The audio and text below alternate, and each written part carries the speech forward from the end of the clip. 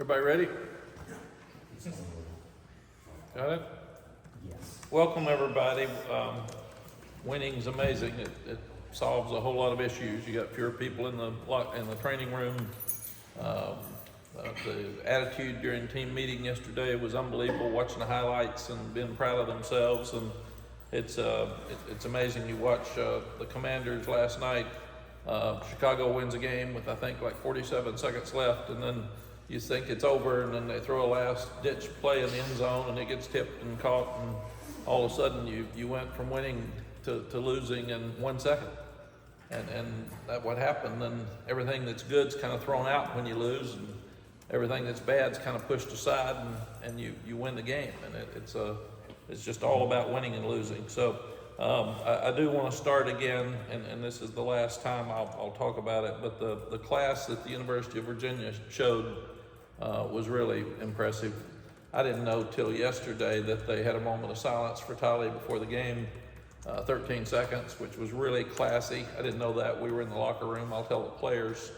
I think I mentioned that the players at Virginia wrote our players a note for their grief and the passing, which was very classy. I got letters from 3 of the coaches, Tony one of them, on top of text messages. And then Tony and I talked some about big grief and handling things before the game. I mean, it doesn't just go away. You know, these are life things and things that we learn, and no matter how old you are, or you're still losing a 23-year-old. And for them to wear the sticker, which I did remember a lot of us wore stickers when they lost their 3 players on the helmets, but sometimes you have to put the competition aside and really think about what's best for both, and that's what Tony and his staff did for us. So I really, really appreciate that.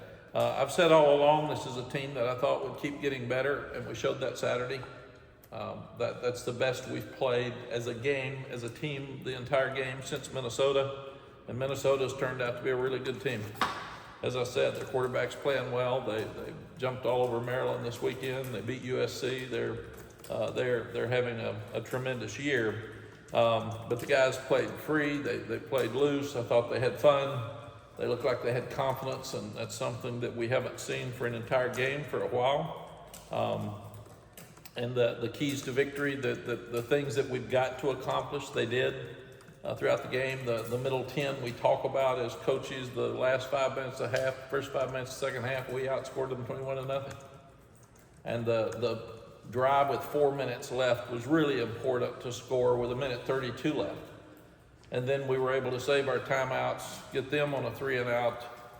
They punt to us, and we go down, and what an unbelievable catch, throw-in catch by J.J. Jones right before the half. Those are plays we haven't been making. And we talked to the team during the week about pressures of privilege. So if we choose you to make the play to win the game, that's pressure, but that's a privilege because we trust you. And you've got to step up and make that play. And JJ made that play on Saturday before the half. And I think that was probably the play of the game because you get that much momentum going into half when they get the ball to start the second half. We might have gotten 3 there, but taking the deep shot, we had 5 seconds left. The penalty would have given us a shot at a field goal. But if he hadn't kept his feet in and had control of the ball, we wouldn't have scored. And that, again, made all the difference in the world. Offensively, we ran the ball. Omarion got over 1,000 yards. He's only the 9th Tar Heel to have done that in back-to-back seasons. He's one of 6 Tar Heels to have at least 16 100-yard games in his career so far. So it's really impressive. He's obviously one of the best players in our school history with a lot of football left for him. So very, very proud of him. Jacoby Criswell continues to get better and more comfortable. That was by far his best game and his first win. So I feel like the offensive staff is getting more comfortable with what he does best. He's getting more comfortable with the offensive line and checking the protections because we didn't give up a sack, which was impressive. And we had no turnovers. So those 2 things are the reasons you win games on offense. We scored touchdowns in the red zone instead of Field goals, we didn't do well on 2 4th and 1s. And those are things that we've got to do a better job. We should be making our 4th and 1s. We had 5 penalties on offense, 4 of them were holding. So we've got to do a better job in that area. And we had very few penalties for the game. You all should get something changed. I've never realized this, but when you kick off out of bounds, that's a penalty. And they don't count it as a penalty on the stat sheet. Because I was looking for our penalties, and I said we had a penalty for kicking off out of bounds, and they said they don't put that on the stat sheets. Wow. Jeremy couldn't answer it for me. I'd never heard it. I just tried to find it. I said, no, we had 6 penalties. We didn't have 5. And they said, no, that's not a penalty on the stat sheet. I said, well, they marked it off. Yeah, they threw a flag. They marked it off. So it is a penalty. But since it's an untimed down, but it seems like it should be a pre-snap penalty to me on stats. So Like offsides on the kickoff. it makes no sense to me whatsoever. Never heard it.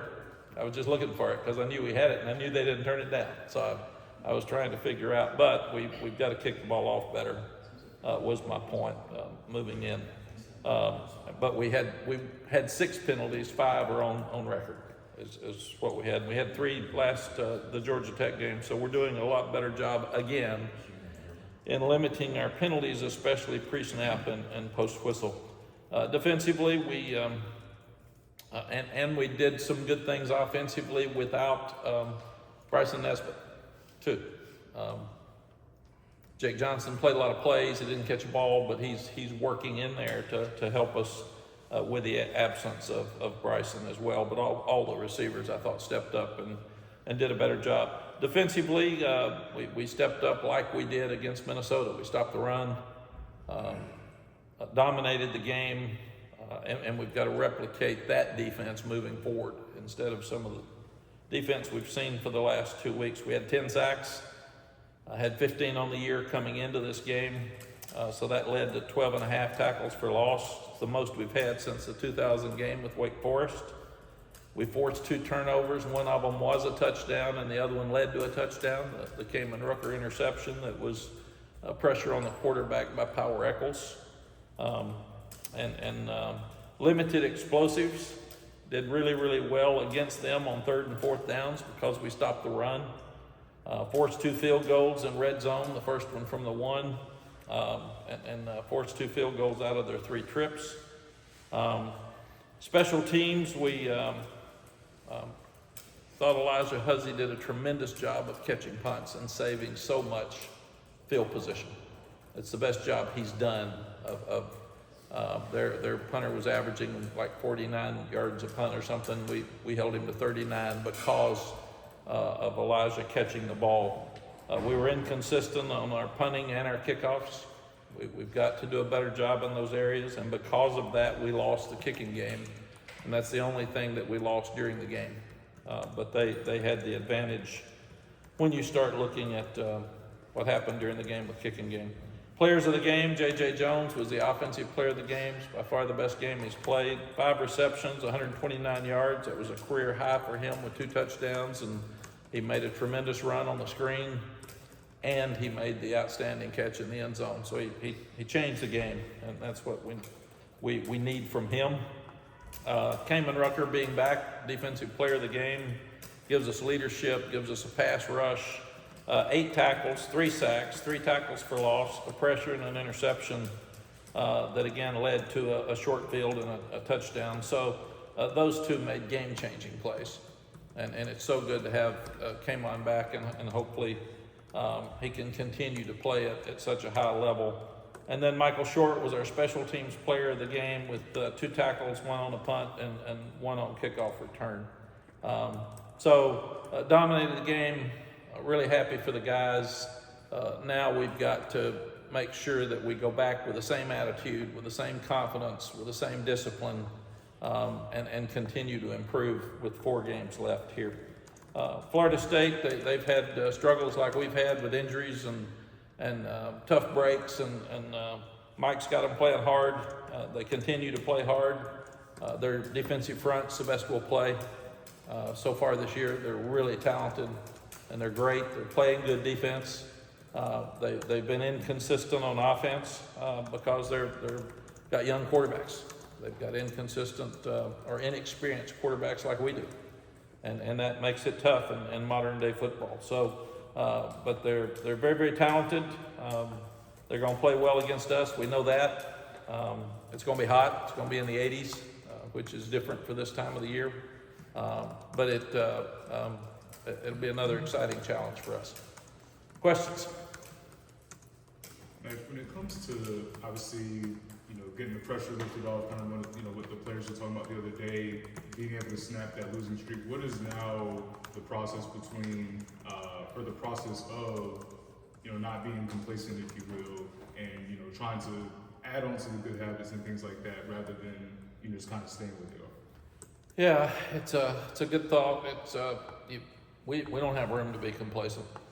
I mean, we haven't done enough, very honestly. So what we're doing is we said that's the team that we expected to be that we saw Saturday. We haven't seen that team for a full game since Minnesota, and we don't know why. I mean, you can go to quarterbacks, you can go to injuries in the offensive line. There's all the reasons that are there, but none of them matter. You don't get to cancel a game because you got some guys hurt or what happens behind the scenes. So our challenge to them is going to be that team needs to be the team that this year will be remembered for, not the one that had the 4-game slide.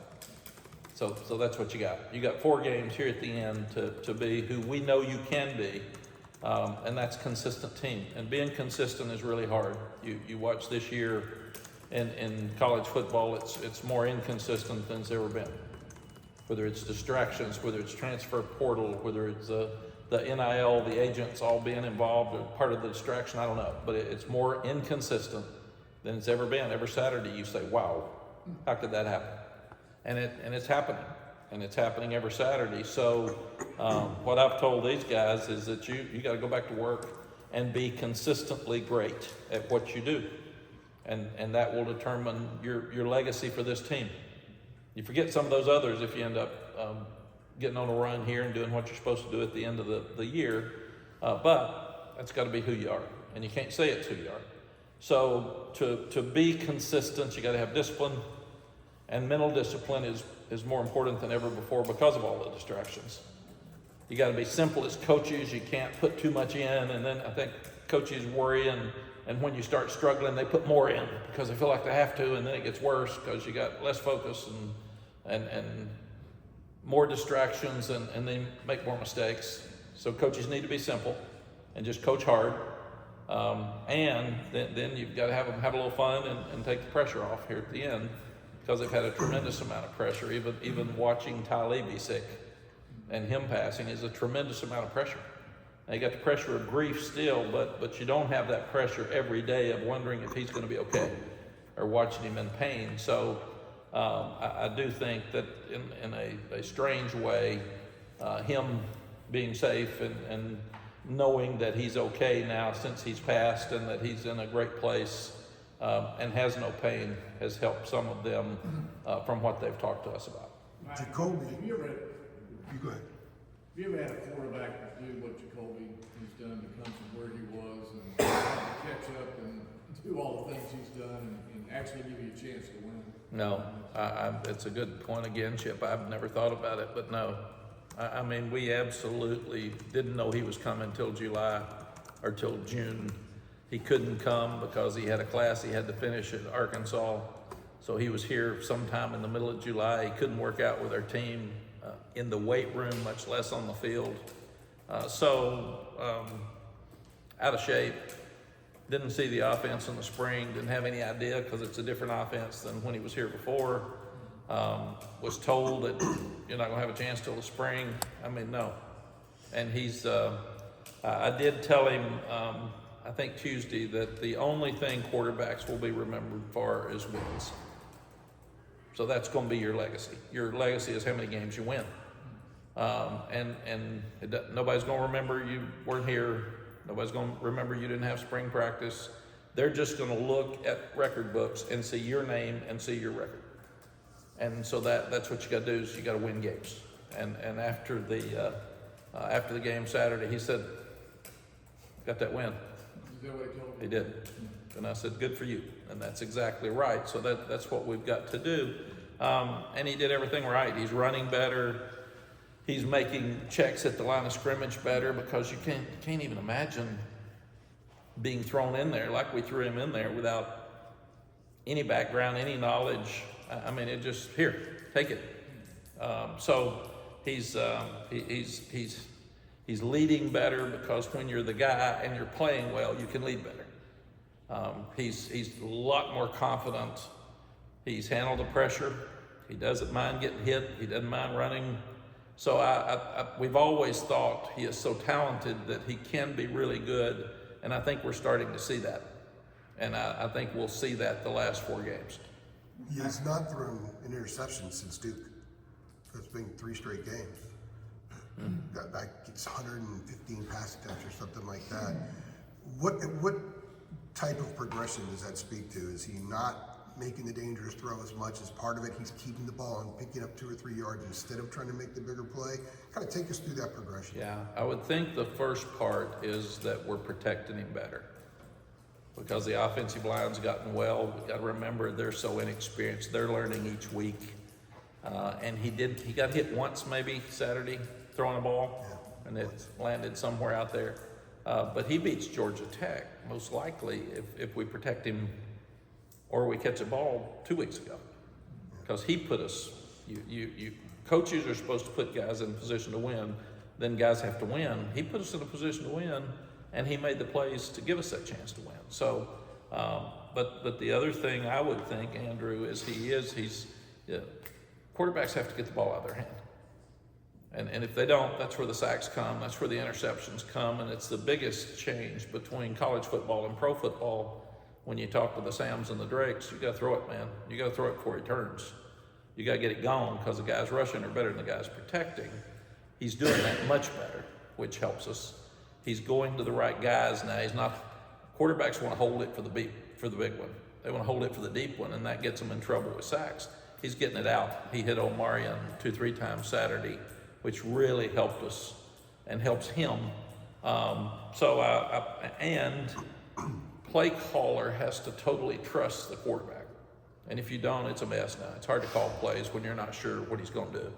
And Chip and Jacoby are getting more on the same page, so they're getting more comfortable with each other. But because one of the key things about being a play caller is getting in the quarterback's head and say, what do you like? What are you most comfortable with? If it's 4th and 3, what's your go-to? Give me your best 3 plays.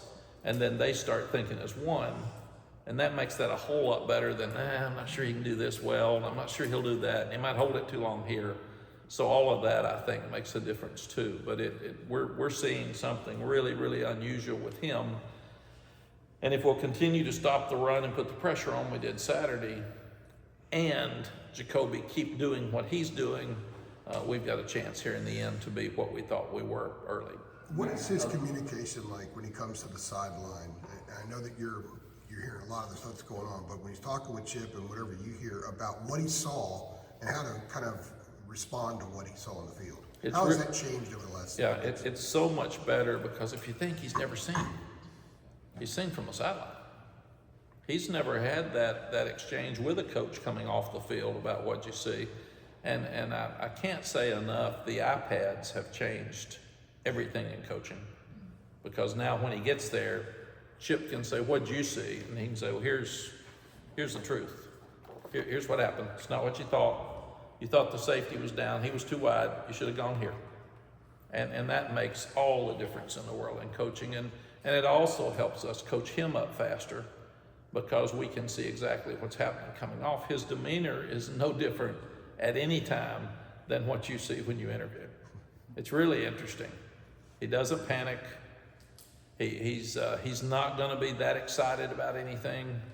He'll high five somebody or pat him on the tail and say, "Great job, I like that." But his demeanor does not change. He's just like this, and I think the players are buying into that too, as he continues to lead them.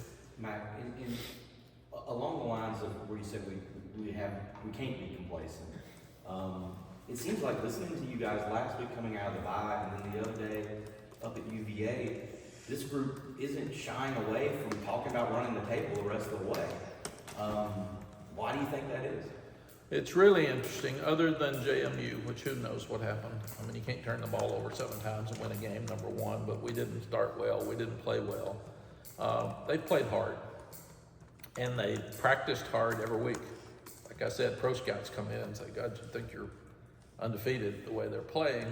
And I told them, it's really sad right now that we see a team in practice that I don't see in the games. And practice doesn't matter if you don't play. I mean, you don't get points for practice. So why don't you have the fun and the excitement and the energy in the games that you have in a practice field? And they did that Saturday. So hopefully that's a breakthrough too. Maybe they felt too much pressure from the losing, from the Tylee situation. Maybe it's just been such a burden on them that they haven't been able to release and play. And I thought Saturday was the first time I've seen them play. And we've really talked about, you're gonna make some mistakes.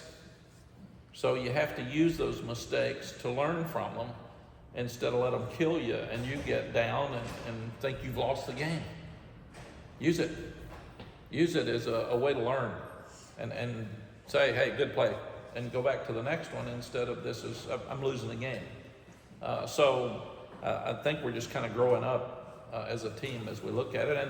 And this week will be a big challenge to see if we'll do that, to see if we'll go play again.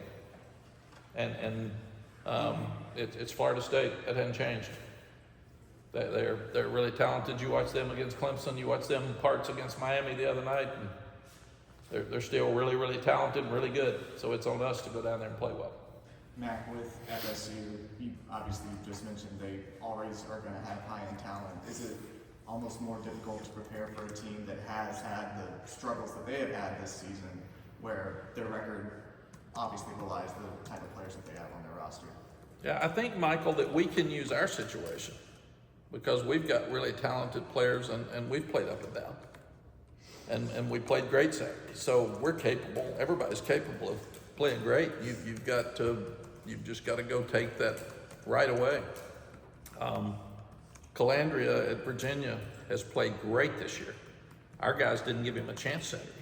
They were all over him, so he didn't have time to throw. And that's the difference. If you let him stay back there and throw, he's going to beat you.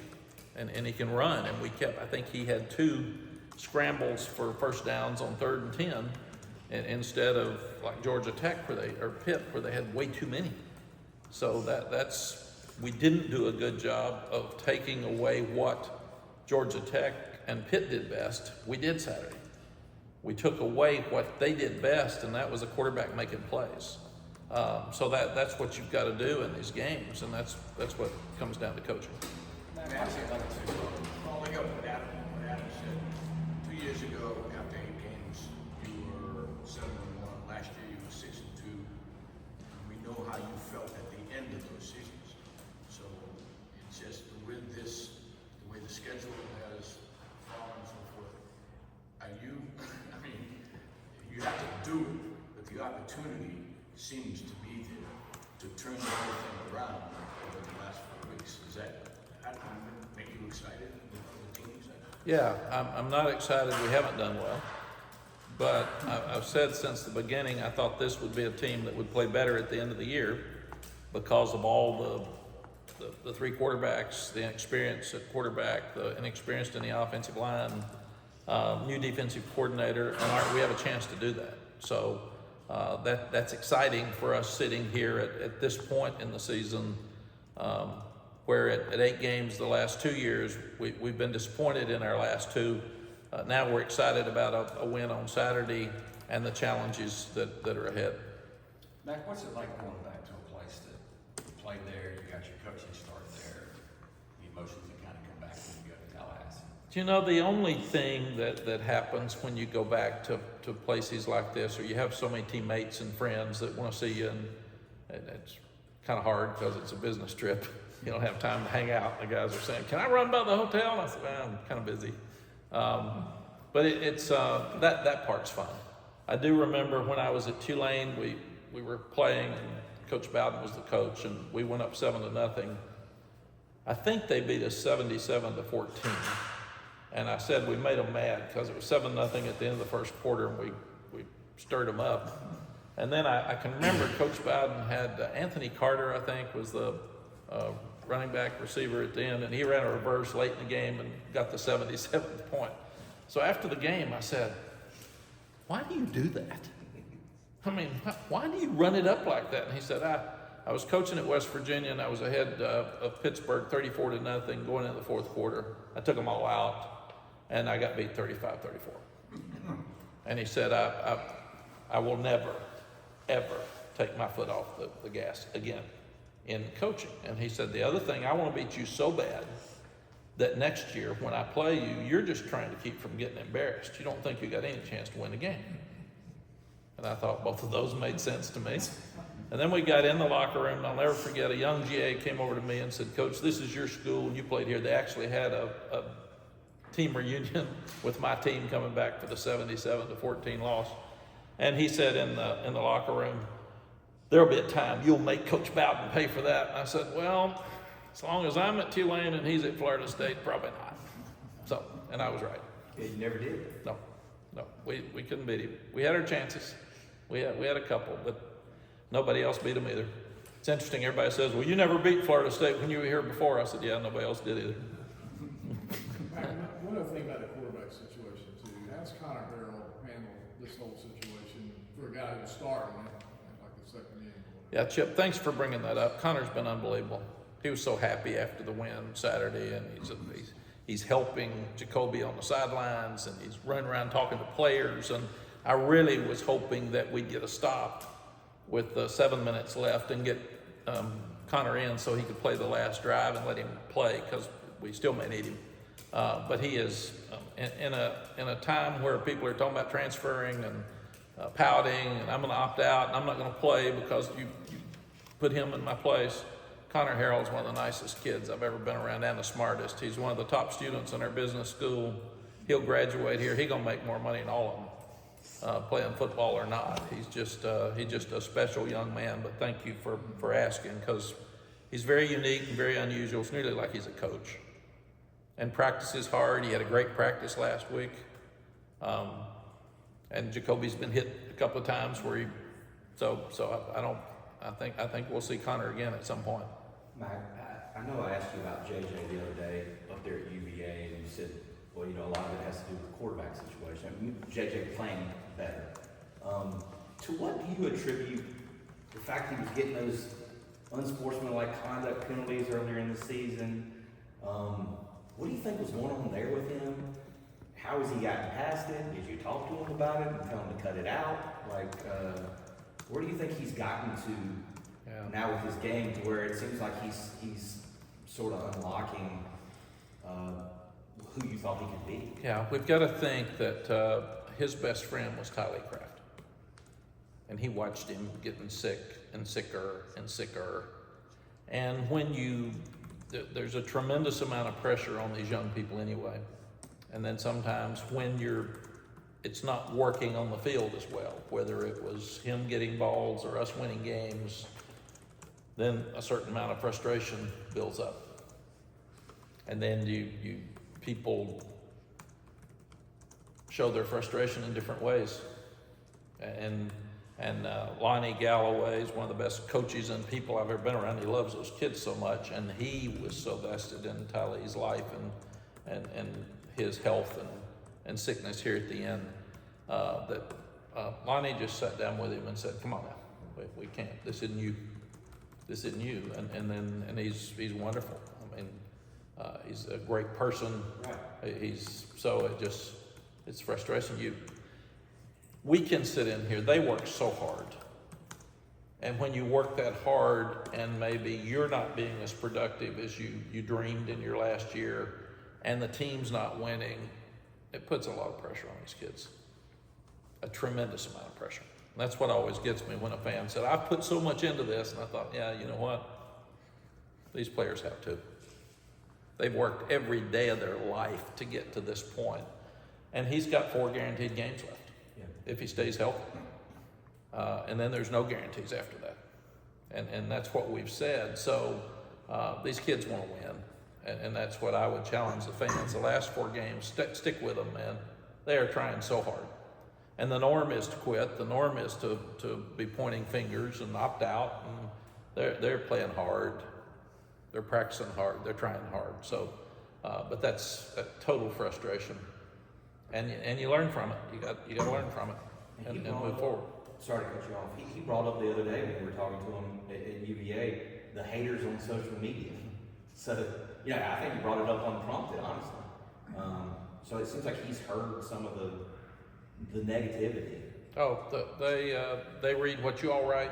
They're on their phones all the time. So that's part of the distractions. They hear what our fans say that are bad to them. And the good fans don't get on the internet. You know, they don't praise them. Even if they love JJ, they send me notes. I've gotten more positive notes probably this year than I've ever gotten about hang in there, keep fighting and doing those type things. But the great positive fans that really are for the kids more than their egos are the ones that write the notes and are worried about the kids and worried about their mental health and worried about Tylee. And I got a letter this morning from a fan at Louisville that said Louisville football hates your loss and have watched you all play. And you know, it's just a lot of times in tragic times, people step up and they're more positive than ever. And I've actually seen that happen in so many cases. After watching the full film of a healthy Kamen Rucker and the effect that he had Saturday and connecting it with the opener and everything that happened in between, can you quantify just how much he makes everything better on that side of the ball? Yeah, probably not. Andrew, if you think he is one of the best players in college football. I mean, he was the 4th leading rusher or pressuring quarterbacks last year in the country. And then he's so positive and he's upbeat and he's so confident. And you take that away and all of a sudden you're playing 2 young ones in this place. Immediately, you've lost a lot of who you are. And then when you have Des Evans on one side and him on the other side, it's hard to chip or double team when you've got 2 of them. So then you lose one and they can say, okay, let's put extra help over here with 10 because these young ones are not there yet. I mean, Saturday he was such an impact that he changed the game with his performance and helped the others be one-on-one, and then it gave them opportunities to get there, which is harder to do without him there. So yes, he's a total impact player for us. Unrelated to that, I wanted to ask you about Will Hardy, who hasn't played a whole lot, played every snap, I think, on defense the other day. And you had Jakeem Harris out. What was it for Will to have that kind of performance? Because he's kind of been a little up and down. Yes, Will played his best game probably since he's been here. He tackled well in space. He's a settling effect out there because he's been around a long time. And now everybody is shifting and motioning so much. And it's been interesting, the dynamic with all the shifting and motioning and you trying to talk to the linebacker with 15 seconds left to get everybody lined up, and then everybody waits till after the 15 seconds where you can't talk to them anymore and shifts and changes to something else. So everybody's playing mind games now with the communication to the players. Same with Jacoby. They would all wait till 15 seconds left and shift, slide to a different defense so Chip couldn't talk to him. But I do think that that's an important game for Will anyway, and Will's a really good player, but he had committed to Virginia and I think flipped in December. So I was really, really proud for him that he played so well and made some really impressive tackles. Mack, you guys will be off again after the Florida State game this weekend, second bye in a span of 4 weeks. What do you make of that? That seems like a pretty unique scheduling quirk that you guys have this season. Yeah, I don't like it, Michael, as much because you'd rather have them spread out. You'd rather have one early in the year, maybe after the 4th game, and then one at the end. But with the youth in the offensive line and the injuries that we've had now, some in the secondary, it's probably a blessing for us that we're going to have another week off to get well and to help Jacoby continue to grow as we go into the last 3-game stretch. Mac, one more thing about Jacoby. Some of us were here, I think Jeremy had a setup over there when the transfers came in.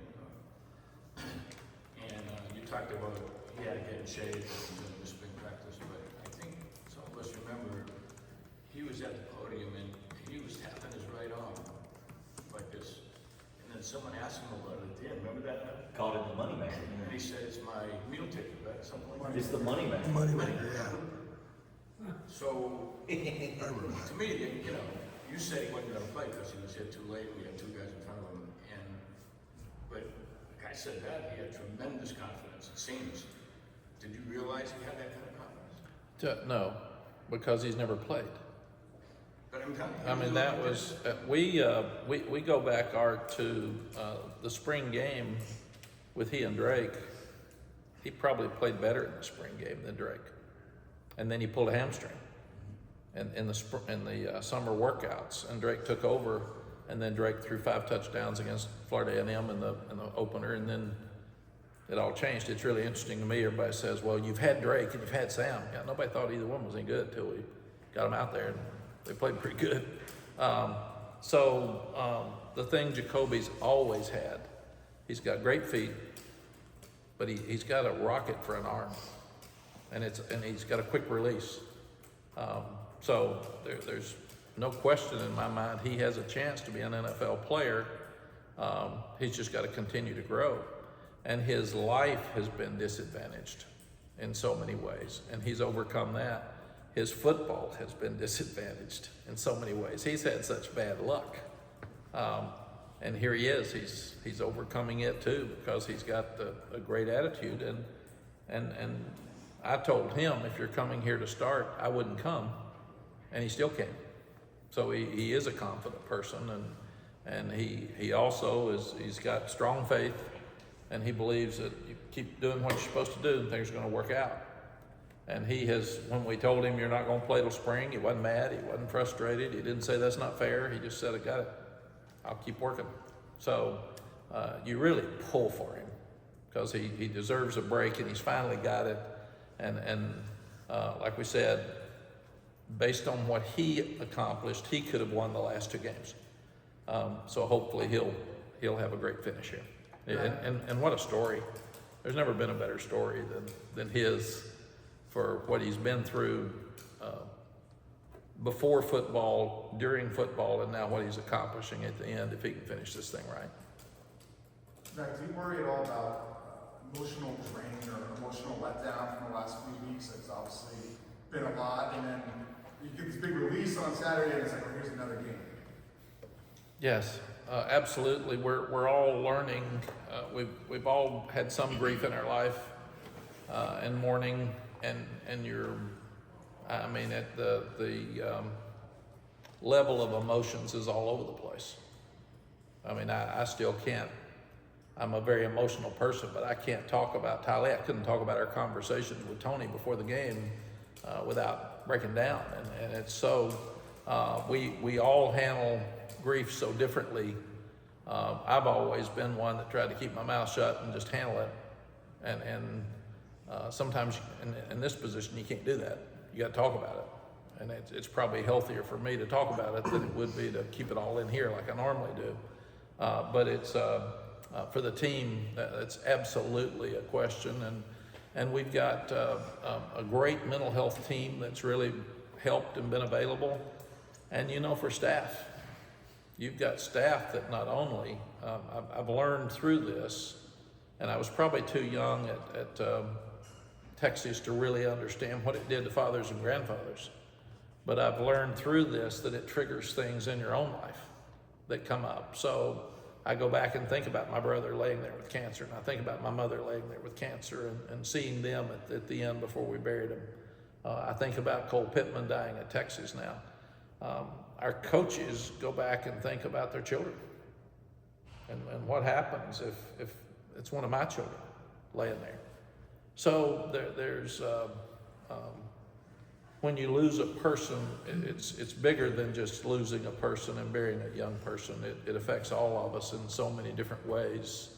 I know sitting there watching that casket casket close last week is something I said I never want to do to my kids. So, just part of it.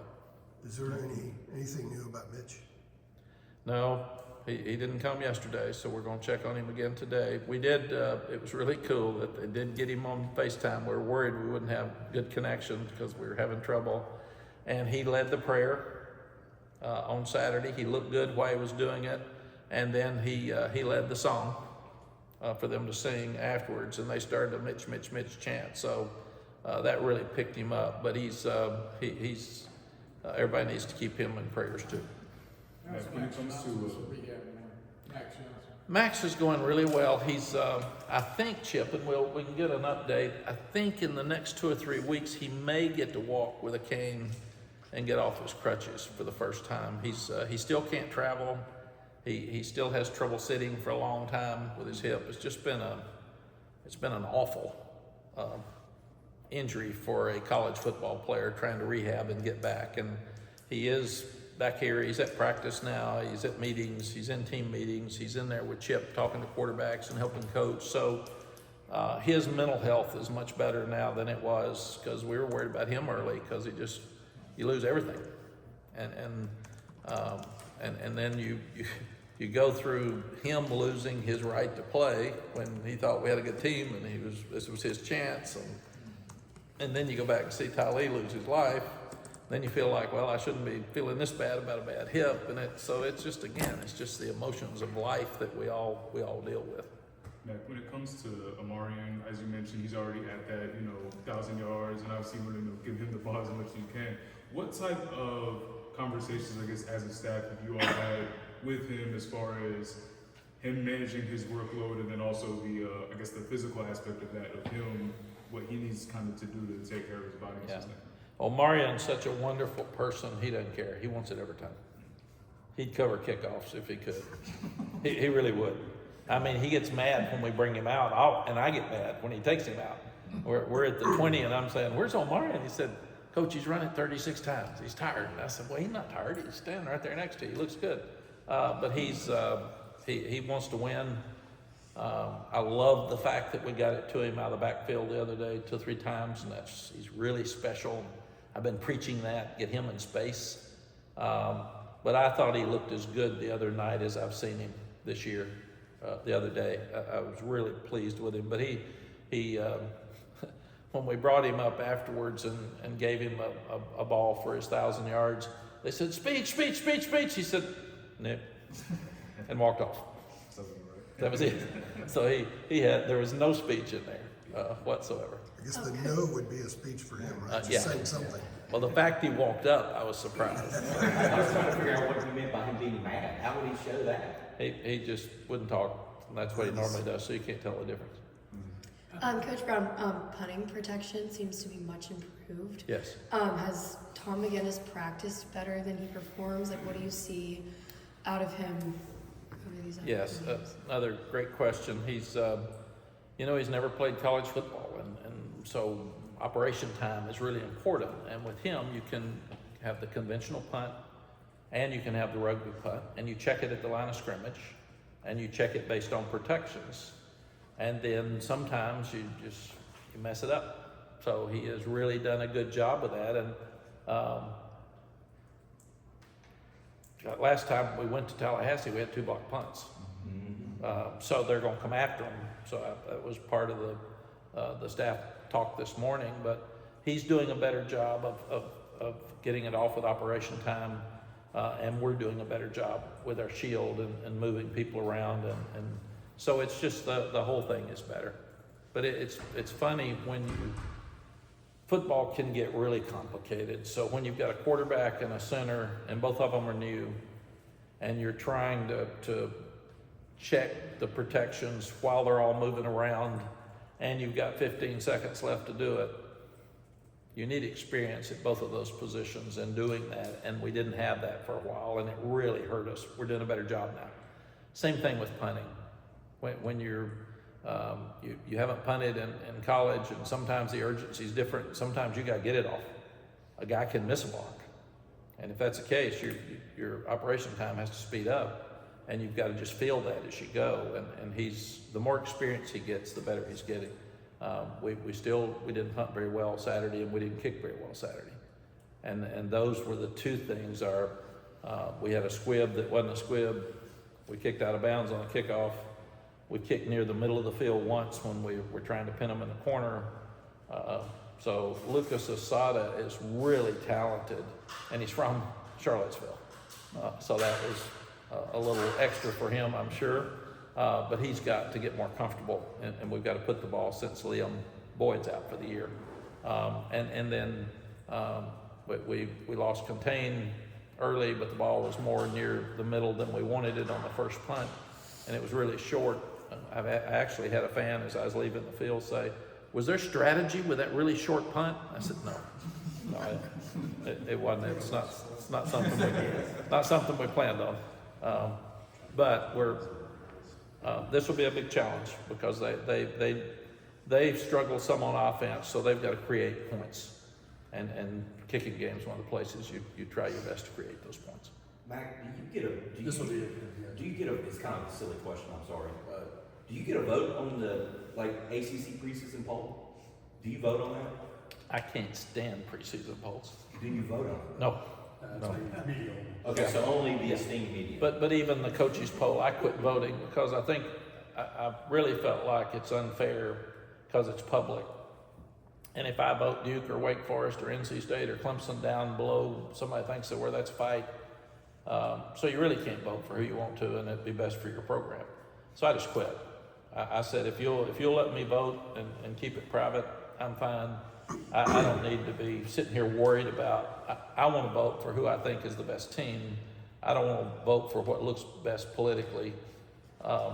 And some coaches have Jeremy do it till the season's over. Right. And I did that once at Texas. I think John Bianco did it. He forgot to put Missouri in there, and we played them the next week. And they were 20th or something. They said, he didn't even put us in there. And I thought, John, man, come on.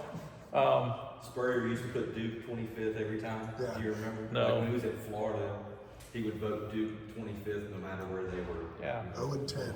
Well, if you look at the preseason polls, they're so bad. They're so bad. And media ducks it.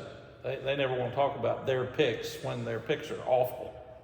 Not to say anyone in this group picked some that are not still up there.